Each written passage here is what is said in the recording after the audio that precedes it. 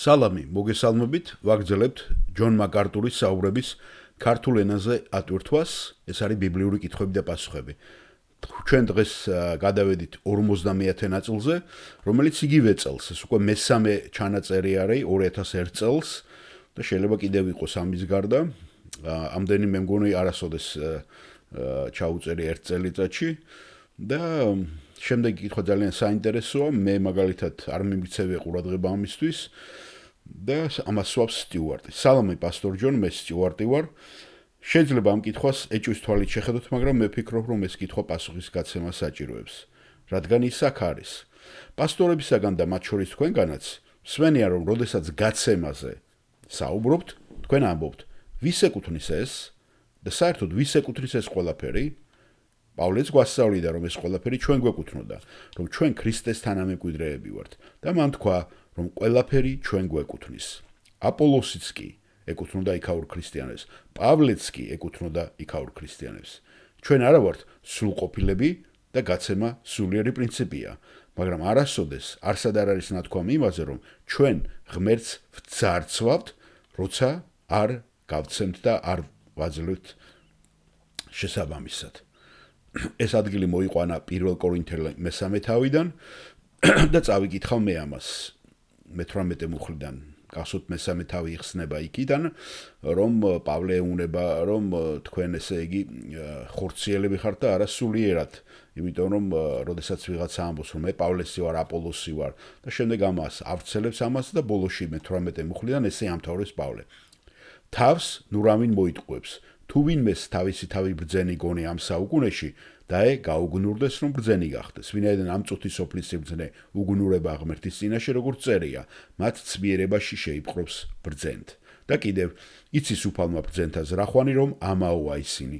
ამიტომ ნურავი დაიკვეხნის ადამიანით, ვინაიდან ყოველივე თქვენია. გინდ პავლე, გინდ აპოლო, გინდ კეფა, გინდ წუთის სოფელი, გინდ სიცოცხლე, გინდ სიკვდილი, გინდ აწყო, გინდაც მომავალი, ყოველივე თქვენია. თქვენ ხომ ქრისტესი ხართ? ქრისტე კი ღმერთისაა. მე ესე დავასათაურე, თუ ეს ყველაფერი ირგვლივ ჩვენია, მაშინ რატომ გაჭირდება ღმერთს, რომ ჩვენ ისევ უკან გავცეთ? თუ ძალიან ესეთი ჩახლართული კითხვა იყო და ბატონი ჯონიც მიხვდება რაზე საუბარი და ნახეთ როგორ გაცემს პასუხს. მე ვფიქრობ, რომ მე მესმის თქვენი კითხვა და ის ძალიან კარგია. ამის ორი კუთხით შეხედვა შეიძლება. არსებობს გაგება, რომ ბიბლია ძალიან ნათლად ამბობს, რომ ყველაფერი ღმერთს ეკუთვნის. ბორცვზეც კი ყველა პირუტყვი მისია. ახლა ადგილობრივი მეცხოველები შეიძლება ამაზე შემოგვედაონ, კამათი დაიწყონ, ან ადგილობრივი წყემსება შეიძლება არ დაგვეთახონ, ადგილობრივი პირუტყვის პატრონები შეიძლება უსიამოვნო დარჩნენ, თუმცა არსებობს გარკვეული გაგება, რომ ყველაფერი ღმერთს ეკუთვნის. დედამიწა უფლისაა და მისი სისავსე. ამ თვალსაზრისით ყველაფერი მისია, მაგრამ მეორე თვალსაზრისით, რადგან ჩვენ ქრისტეში ვართ, ყველაფერი ჩვენია. და ეს მართალია. სულიერი თვალსაზრისით, რადგან ღმერთი მხოლოდ სრულყოფილი ნიჭის მომცემია, ის ჩვენ გვაძლევს ყველაფერს. და ყველაფერი, რაც კარგია უფლის ღვთის თვალში, ყველაფერი, რაც სრულყოფილია ღვთის თვალში, ის გვაძლევს მათ. რა თქმა უნდა, ამ ქვეყნიურ ცხოვრებაში ჩვენ არ ვიღებთ ყველაფერს სისავსეს, სრულიად, მთლიანად, რაც ღმერთი შეგვპირდა. ამას ჩვენ მივიღეთ მომავალ ცხოვრებაში, 1000 წლიან სამეფოში და მერე მარადიულ ახალცასა და ახალ დედამიწაზე. და რაზეც პავლე საუბრობს აქ, როდესაც ამბობს, რომ ყველაფერი თქვენია, ქრისტეში ის გულისხმობს, რომ ყველა იმ მარადილს, ყველა იმ სულიერს და ყველაფერს, რაც არსებობს მორწმუნეთა სიხარულისა და მათი კურთხევისათვის. ეს დაკავშირებულია დროებიდან, რადგან როდესაც მას აქ ვემსახურებით, მერე ვიღებთ ჩვენ მომავალში მარადილ ჯილდოს. როდესაც მას აქ პატივცემთ, ჩვენ მივიღებთ მარადილ ჯილდოს. როდესაც ჩვენ გავცემთ, ჩვენ ვაგროვებთ საგანძურ წესაში, რომელიც შემდეგ გვემატება, როგორც მარადიული ჯილდოს ნაწილი. ასე რომ, ერთი პერსპექტივიდან ყველაფერი ღვთისაა, ხოლო მეორე პერსპექტივიდან ყველაფერი, რაც გრძელდება, ყველაფერი, რაც მარადიულია, ჩვენი ხდება ქრისტეში. რადგან ყველაფერი, რაც ღვთისაა, ქრისტესია და ჩვენ ქრისტეს თანამემკვიდრეები ვართ. ამგვარად საბოლოო ჯამში ყველაფერი, რაც მარადიულია, ჩვენი ხდება და რაც არის მარადიული ნაწილით ახლა ვტკბებით. მადლით, მშვიდობით, სიხარულით, სულიერი კურთხევების სიმრავლით და ჩვენ დავტკბებით 1000 წლოვან მიწაზეც განახლებული და აღდგენილი ღვთის სამოთხით მთელ დედამიწაზე, როდესაც ქრისტე მოვა და დაამყარებს თავის სამეფოს.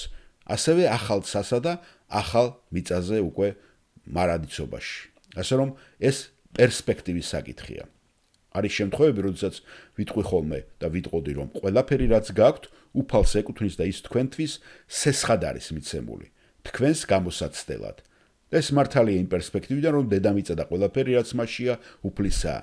მაგრამ არის მეორე მხარე, როდესაც თქვენ თავისუფლად გასცემთ ღმერთს და მიცემთ გადასცემთ, თუნდაც მატერიალურ ნივთებს, რომლებსაც არ აქვთ მარადიული ღირებულება, თუ ისინი გამოიყენება მარადიული ნივთებისათვის, მაშინ იძენენ მარადიულ ღირებულებას და ხდებიან იმის ნაწილი, რაც საბოლოოდ ჩვენ უკან დაგვებრუნდება უკვე მარადიული ჯილდოს სახით, რადგან ღმერთი ყველაფერს მარადისობაში თავის საყვარელ ადამიანებს გადასცემს.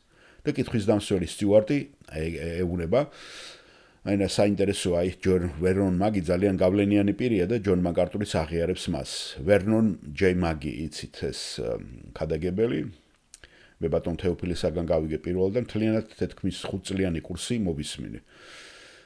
რუსულადაც იყო ეს გადაცემები, სომხურადაც არის, ბევრ ენაზე არის, უზბეკური და ყაზახურზეც არის. საქართველოში არ მოხერხდა ამ 5 წლიანი ავტობუსი, რასაც ქვია, ბიბლიის ავტობუსი. ამის მოთარგმნა და მიტანა. ძალიან ძლიერი, მთლიანად მთელი ბიბლია აქვს 5 წლიან პროგრამაში, მას კომენტირებული და აუდიო იმითი ფირებზე გადატანილი. კითხვა სტიუარტი, საინტერესო რომ ახალ ათმაში გაცემა ჯეი ვერნონ მაგის თანახმად სულიერი პრინციპია და არა ვალდებულება და კანონი. და ჯონ მაკარტური პასუხობს: დიახ, მართალია, მე მას ვეთანხმები, ახალ ათმაში არ არის მითითებული რაოდენობა, მაგრამ მოცემულია გაცემის მცნება და პრინციპი. ლუკას 6:38 გაეცით და მოგეცემათ. პავლე ამბობს, ფიქრობ სულიწმინდის შთაგონებით ყველანი დავთანხმდებით მას, რომ კვირის პირველ დღეს რეგულარულად უნდა გასცეთო, როგორც ის ამბობს კორინთელთა მიმართ პირველი წერილის ბოლო თავში. ასე რომ რაოდენობა დადგენილი არ არის. ამიტომ ჩვენ არ ვიცით მეათედი როგორც ესეთი რაოდენობა, ახალი ათმის რაოდენობა, თქვენ თავისუფალი ხართ გასცეთ ის, რაც თქვენ გულში გაქვთ. გასაგებია სტიუარტ, მადლობთ კარგი კითხვისათვის, მადლობა პასტორ ჯონ თქვენ პასუხისათვის.